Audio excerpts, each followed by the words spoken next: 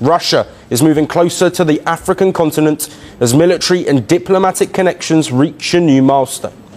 Russian state exports of defense products have hit the $4 billion milestone to the continent. The Russian firm has been a major player in the global arms trade for some time, and the African market is one that is opening up, with governments looking to modernize their military capabilities. And the company have made their presence felt on African soil. The company was one of the main exhibitors at the African Aerospace and Defence event, the continent's largest defence and aviation exhibition. Held in Pretoria, South Africa last June, Rosaboron Exports displayed a host of Russian-made assets. But why are Africa's first a clear anti-West sentiment coming from large parts of the continent? Former colonial rule of France has lost influence in many West and Central African countries. African governments have dismantled French military bases, creating opportunities for new military partnerships.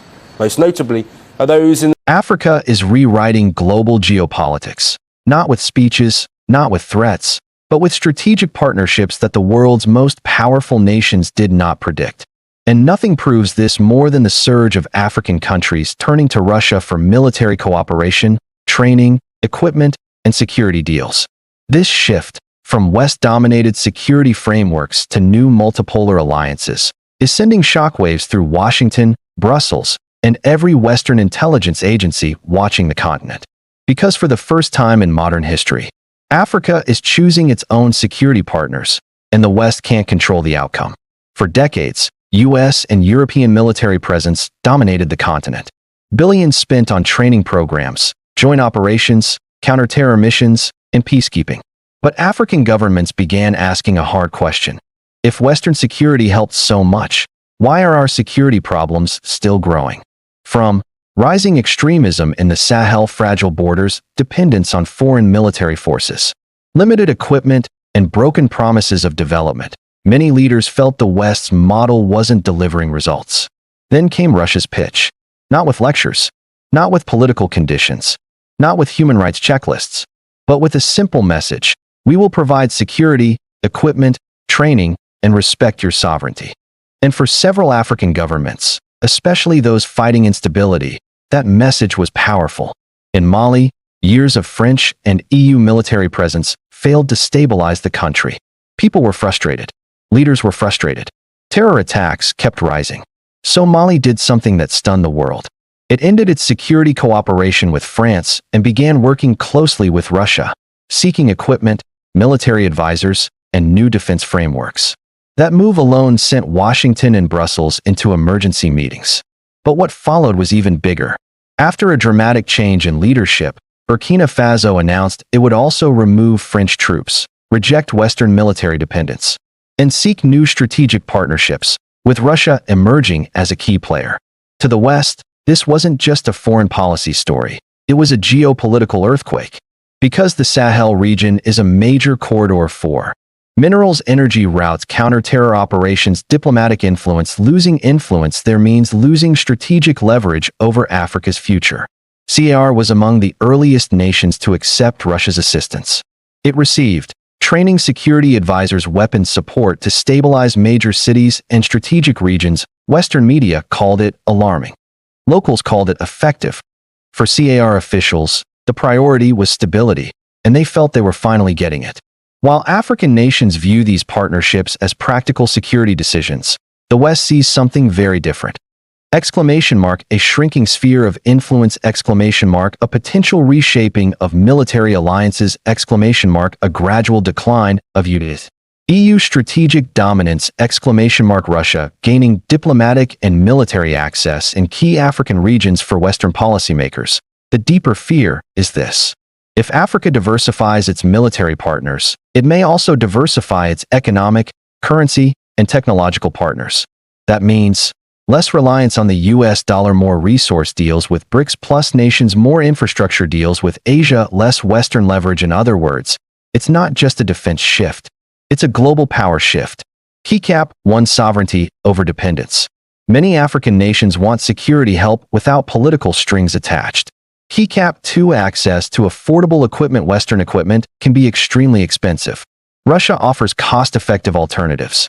Keycap 3 training that matches local conditions. African militaries often say Russian training is more practical for the environments they operate in.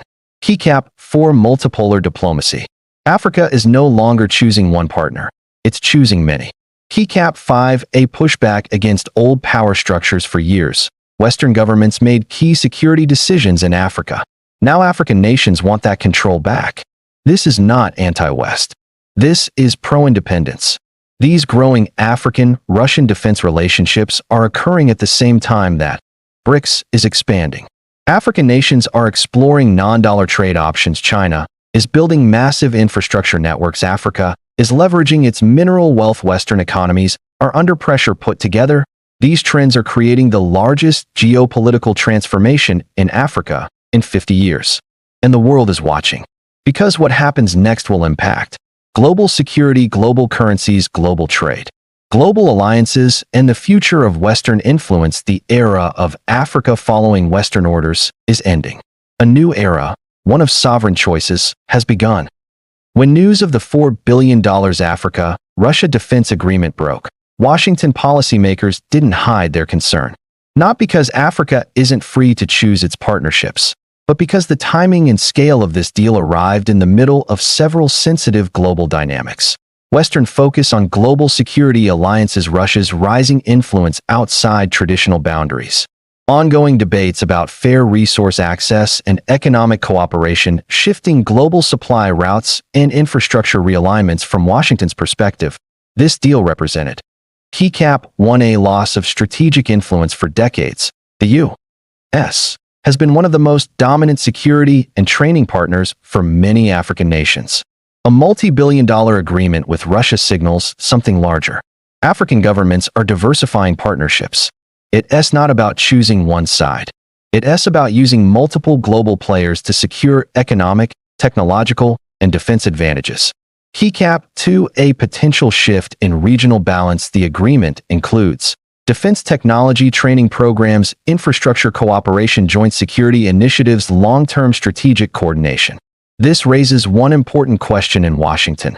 Could this weaken U.S. leverage in regions rich in minerals, trade routes, and infrastructure hubs? The U.S. economy heavily depends on global supply stability, especially in telecommunications technology, agriculture, and mineral supply chains.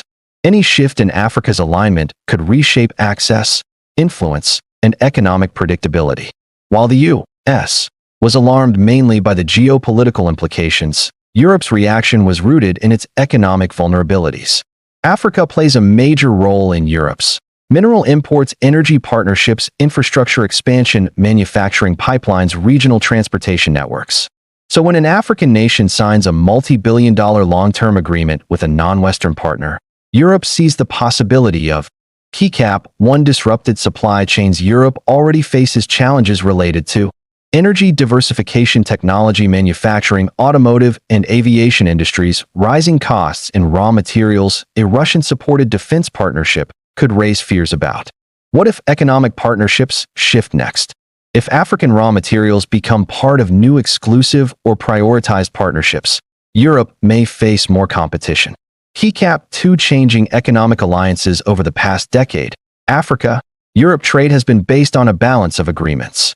But with new external partnerships expanding, Europe may worry about losing preferred access, reduced policy influence, becoming less central to African economic development, facing stronger global competition. These concerns are not about conflict, but about economic rebalancing.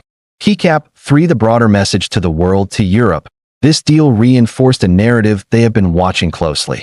Africa is becoming far more independent in choosing its global partners. The era when African nations were economically predictable or politically aligned with only one region is over. This is where the story becomes much more interesting. Many Africans view the deal not as a geopolitical provocation, but as a pragmatic step toward greater strategic autonomy, a more self-sufficient defense sector, diversified international partnerships, technology transfer opportunities, infrastructure modernization, and end to overdependence on a single global power. This approach mirrors what many Asian and Middle Eastern nations have done successfully: use multiple global partners to increase bargaining power. Africa's new strategy looks like this. Work with the US on education, development, and investment. Work with Europe on infrastructure and trade. Work with China on manufacturing and transportation. Work with Russia on defense and strategic coordination. This multi-directional diplomacy strengthens Africa's leverage. Many analysts note that what we are seeing today is part of a bigger global pattern. The world is no longer unipolar. For decades, one region dominated the global stage. Now, new economic blocs are forming. BRICS is expanding. South partnerships are increasing. Africa is rising as a strategic center for minerals and development. Competition for influence is intensifying. The US, Europe, Russia, China, and Middle Eastern nations are all engaging more actively in Africa, each bringing different incentives, different investments, different strategic interests. This makes Africa an important arena of global diplomacy, and African nations are using this opportunity to negotiate better terms.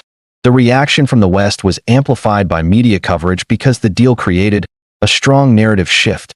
Africa isn't just receiving investment. Africa is negotiating from a position of growing power. This is what made the headline so surprising worldwide. A $4 billion defense agreement signals confidence, capacity, strategic planning, sovereign autonomy, and this is why global attention increased instantly. The West didn't anticipate how quickly Africa's economy would grow, how rapidly global competition for African partnerships would intensify, how strongly African nations would embrace diversification, how important mineral and technological supply chains would become, how interconnected security, trade, and development have become. Africa's geopolitical strategy is no longer reactive, it is proactive. This is why the agreement felt like a far bigger shift than just a defense deal.